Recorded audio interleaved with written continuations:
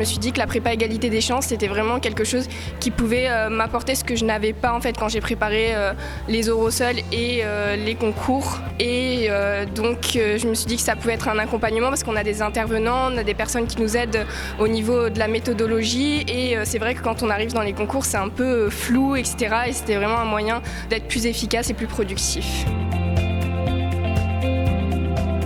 Et j'avais envie de faire cette année de concours dans un groupe soudé où tout le monde s'entraide pour un même objectif, c'est obtenir une école de journalisme.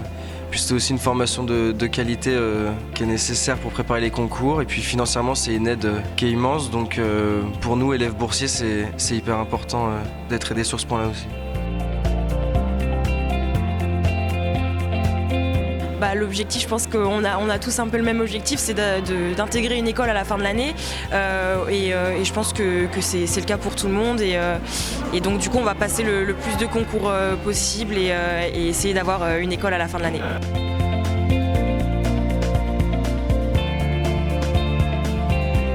On a appris beaucoup de choses sur la méthodologie, sur comment travailler l'actualité, etc.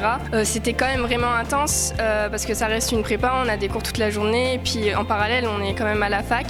Mais je trouve qu'en plus il y a une bonne dynamique de groupe, on s'entraide tous ensemble, les intervenants sont vraiment super et bienveillants.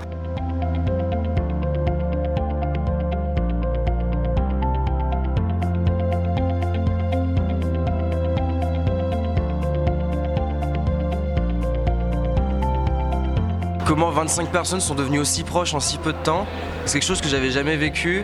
Et je sais pas, j'ai l'impression qu'on s'aime tous alors qu'on vient de milieux différents et on s'enrichit les uns les autres. Que ce phénomène il prenne autant d'engouement en si peu de temps, c'est quelque chose qui m'a marqué. Ouais.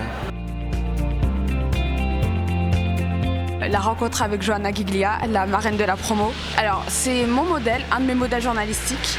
Et ce qui m'a marqué, c'était vraiment son parcours. Elle a un peu un parcours similaire au nôtre et en la voyant, je me suis dit, si elle a réussi, on peut réussir.